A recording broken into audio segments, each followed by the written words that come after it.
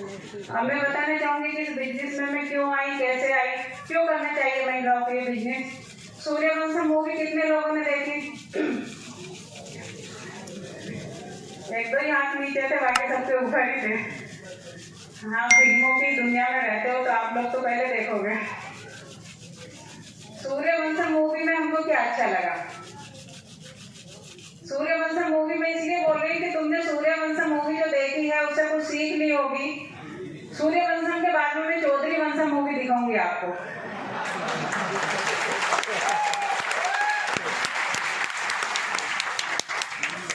क्योंकि आप लोगों को मालूम है कि टिकट लगता मूवी देखने जाते हैं, यहाँ भी सोच रहे होगे कि टिकट दिया गया, पैसे लगे तो आपके पैसे वसूल हो जाएंगे।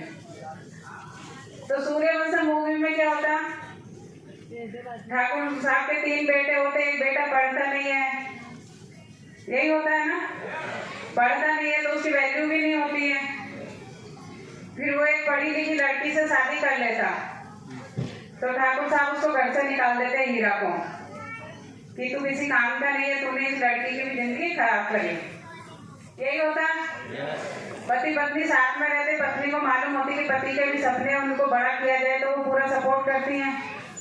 फिर उनका एक बेटा होता है, उसके बाद पति को लगता है मेरी पत्नी का भी एक सपना है, क्यों ना वो भी पूरा करें, तो वो भी उस सपना पूरा कराते हैं। वो कलेक्टर बन के आ जाते हैं।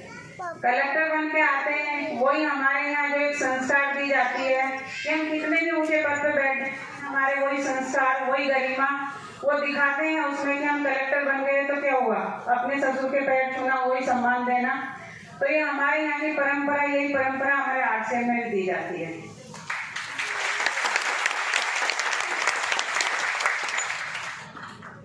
तो सीख बहुत अच्छी मिली उसमें, और हीरा ने बहुत अच्छा करके दिखाया, अपने पिताजी का नाम रोशन किया।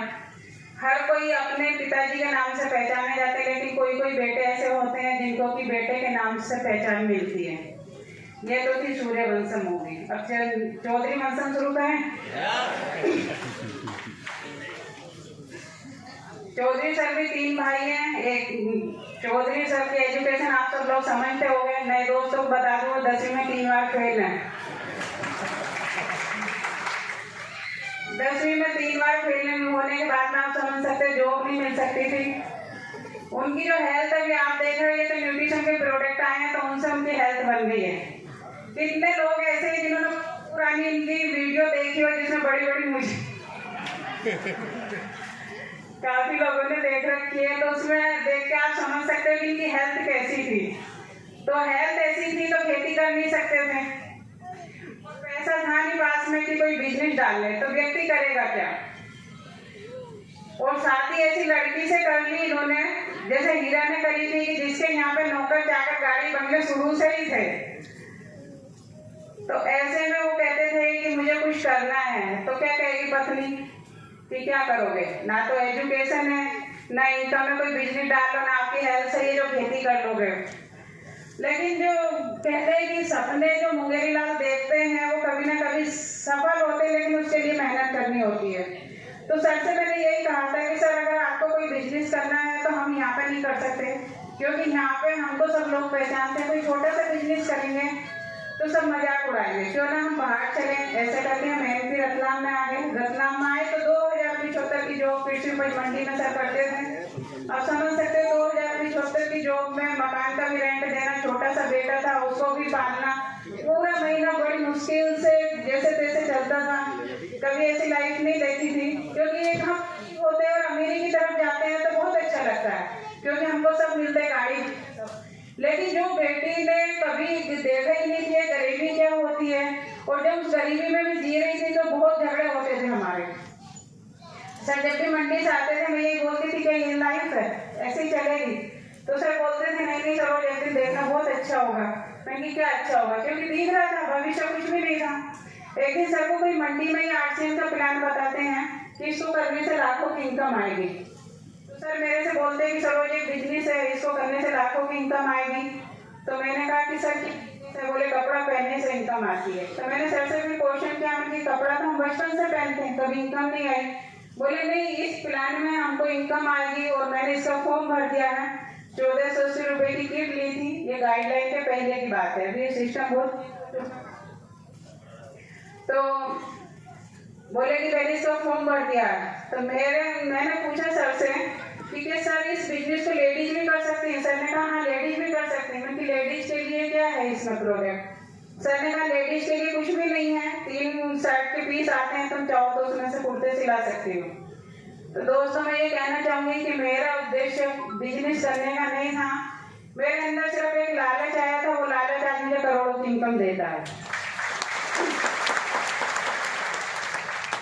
मुझे लालच ये आया था कि सर कभी भी 2075 में 3 कुर्ते दिलाते हैं।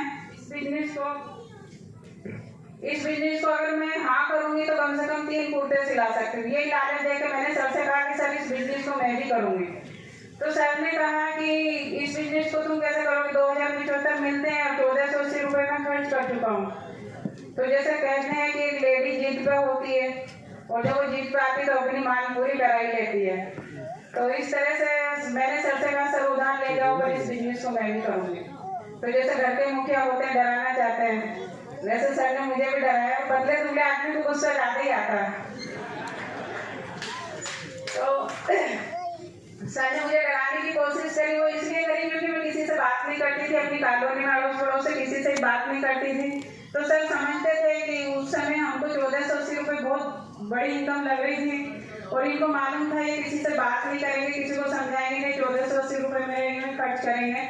तो सर ने फिर मेरे सामने कंडीशन रख दी कि अगर तुम्हें इस बिजनेस को करना है तो 2 लोगों को ज्वाइन कराना होगा।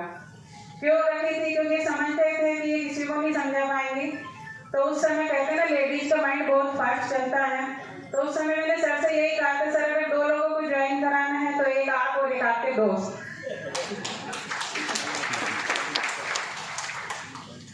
इस तरह से मैंने इस बिजनेस में ज्वाइनिंग ली और मैं यही कहना चाहूंगी कि आप भी अगर लेडीजों को लेके आएंगे तो बहुत फास्ट माइंड चलता है, बहुत अच्छा काम कर सकते हो।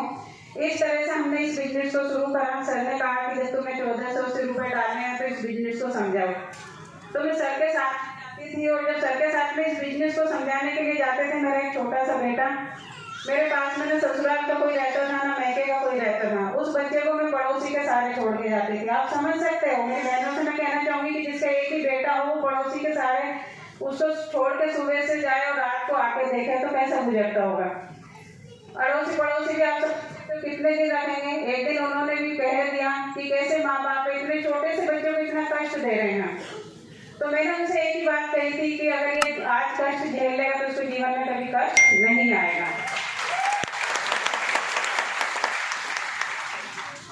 इस तरह से बिजनेस की शुरुआत करी और जैसे बहुत सारे दोस्त इस बिजनेस में, अभी मैंने देखा रोल्टी पे इतने सारे की स्टेज छोटी पड़ गई।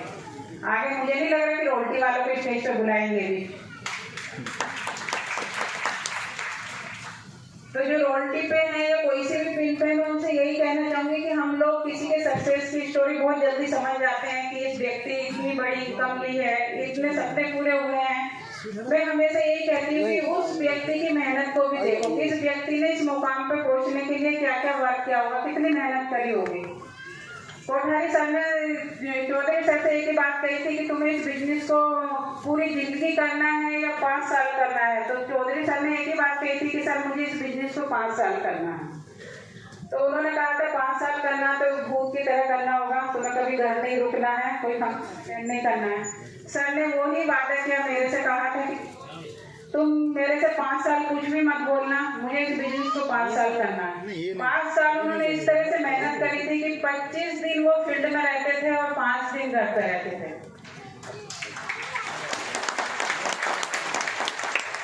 कभी मुंबई से दिल्ली इनकी मीटिंग होती थी तो बीच में रतलाम पड़ता था, तो सर सिर्फ फोन लगाते थे, स्टेशन पर बोलते थे कि सर मेरे धुले हुए कपड़े लेके आ जाना, खाना लेके आ जाना, गंदे कपड़े ले जाना।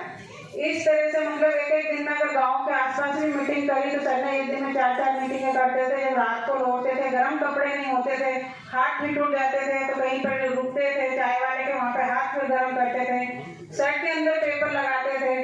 इस तरह से सर ने दिन रात एक करा और जो उनका लक्ष्य था वो उन्होंने पूरा करा। सर का एक ही टारगेट था कि एमपी का रोल्टी अचीवर मैं बनूंगा तो वो बने, पहला टेक्निकल अचीवर मैं बनूंगा तो वो बने, पहला रूबी मैं बनूंगा तो वो बने, और पहले स्टार रूबी मैं बनूंगा तो वो बने, और पहले करोड़पति मैं बनूंगा तो वो बने, और पहले एमपी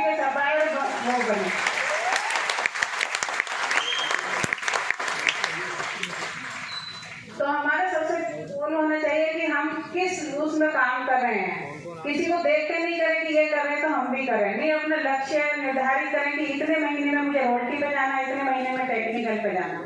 इस तरह से हमको वर्क करना चाहिए। आज अगर सर की बात करें तो सब 25 दिन फील्ड में रहते थे और 5 दिन घर पे रहते थे। अभी उल्टा हो गया, अब 25 दिन सर घर पे रहते हैं, 5 दिन फील्ड में रहते हैं। तो चाहिए ऐसी लाइफ? ऐसी लाइफ के लिए बस सर आपको फार्मूला देंगे, उस फार्मूले पे अपने को काम करना है।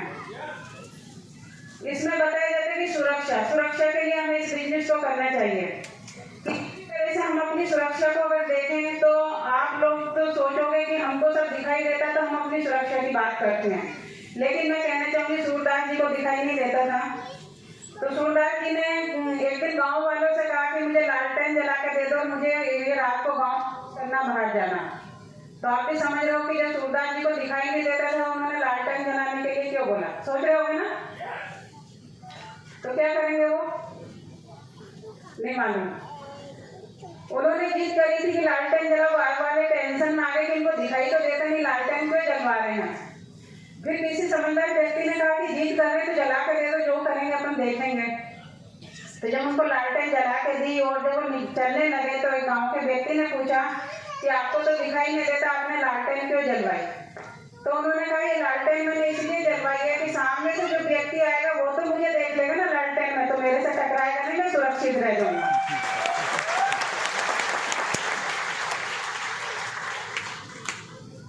हम सबसे अच्छे जो इसमें वर्क कर रहे हैं, आज नए नए डॉक्टर बन रहे, डिग्री ले रहे, हॉस्पिटल खुलते जा रहे हैं, और जो हम मेहनत की कमाई करते हैं और वो मेहनत की कमाई हमारी कहाँ चली जाती है? डॉक्टरों के पास में। हेल्थ भी हमारी खराब होती है, पैसा भी चला जाता है। इसलिए मैं कहना चाहूंगी कि न्यूट्रिशन अपने ग्रुप में ज्यादा से ज्यादा जानकारी दे न्यूट्रिशन की। और प्रियंका मैम आज लेडीजों के लिए खड़ी हुई हैं, वो कीस ऑयल के प्रोडक्ट पे इतना अच्छा वर्क कर रही हैं। तो मैं यही कहना चाहूंगी कि हम पार्लर पे 5-5, 10-10 हजार रुपए देते हैं, तो उसे थोड़े देर के लिए चमक आ जाती, ग्लो हो जाता है, लेकिन उसके बाद में वही स्किन डल पड़ने लगती। तो हम अगर पार्लर पे भी इस कीस ऑयल के प्रोडक्ट पे वर्क करें तो हमारा बहुत अच्छा वर्क हो सकता है। मैं ये क्यों कह रही हूँ? क्योंकि सब लेडीजों के प्रोडक्ट है, लेडीजें सेल करेंगी तो आपका बिजनेस ऑटोमेटिक जंप करेगा। जो लेडीज इस बिजनेस को अच्छे से कर सकती है, जेंट्सों के प्रोडक्ट है इसमें नहीं होंगे थोड़े बहुत, तो शूज हैं, कोट पैंट है, शर्ट है, लेकिन पहनते किसकी पसंद के? वो भी पतली की पसंद से। आपकी हिम्मत नहीं होती कि इस कलर का शर्ट ले लें, नहीं उनसे ही पूछोगे ये ले लूं, अच्छा लगा। लेकिन मैं इसलिए कह रही कि सर भी आज भी ऐसे ही करते हैं।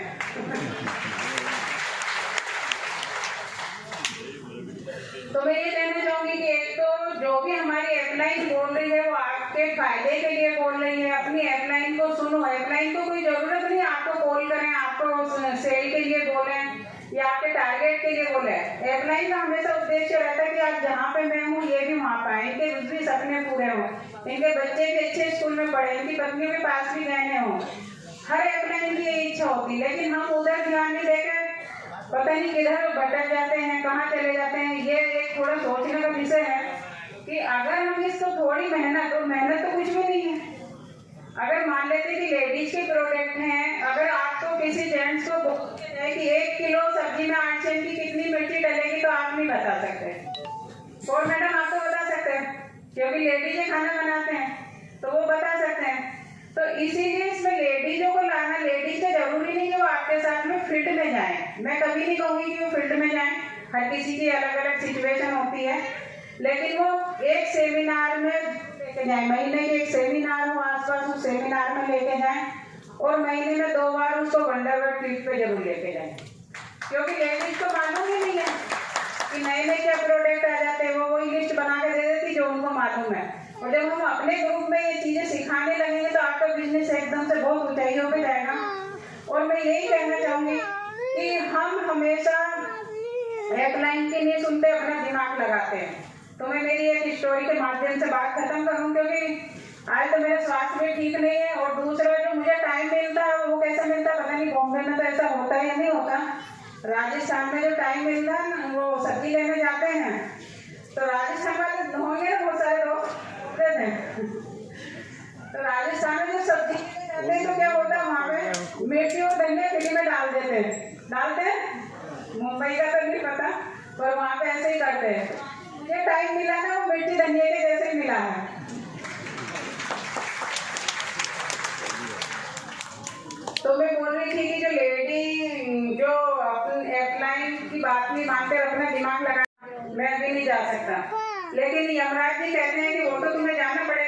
लंबी लिस्ट है, मुझे कई साल लग जाएंगे। देखो ये लिस्ट लेके चल रहा हूँ मैं और इसमें सबसे पहले नाम तुम्हारा ही लिखा हुआ है। तो किसान टेंशन में आ गया। किसान ने कहा कि ये तो जिद पे आ गए, क्या करूँ अब। तो किसान ने अपना माइंड लगाया, जैसे लाइफ लाइन लगाती है। किसान ने अपना माइंड लगाया और कहने लगे यमराज जी से कि आप बहुत दूर से आए हो, थके हुए हो, तो आप ऐसे करो कि मैं आपको एनर्जी ड्रिंक देता हूँ, आप उसको पी लो, थोड़ा रिलैक्स करो, फिर उसके साथ चलता हूँ। तो यमराज जी बोले कि चलो ठीक है, लाओ पिलाओ। तो किसान जो था उनको छाछ लेकर आया। हम सब जानते हैं कि देवी देवताओं को हम कभी भी छाछ का भोग नहीं लगाते हैं। फल फूल मेवा इन सब का भोग लगता है, छाछ का भोग कभी नहीं लगता। तो किसान छाछ लेके आता है, उसमें नींद की दवाई डाल देता। तो नींद की दवाई डाल के जो उसको यमराज को देते तो वो छाछ को पी के सो जाते हैं। तो सोते हैं और किसान क्या करता है, उनके हाथ से वो लिस्ट लेता है और जो ऊपर उसका नाम लिखा हुआ था उसको काट के सबसे नीचे लिख देता है। वो इसलिए कि मेरा नंबर सबसे बाद में आएगा तो मेरे सब काम हो जाएंगे। तो इस तरह से कर देते हैं। जब यमराज जी उठते हैं सो के तो कहते हैं कि अरे बहुत अच्छी ड्रिंक थी, मैंने आज तक ऐसी ड्रिंक नहीं पी और तुम्हारी ड्रिंक पी के मैं इतना खुश हूँ कि अब मैं तुमको कुछ देना चाहता हूँ। किसान बोले क्या देना चाहते हो? बोले मैं सोच रहा हूँ जो मैं ऊपर से ले जाने वाला था ना, वो ऊपर से नहीं ले जाऊंगा, नीचे से ले जाना शुरू करूँ।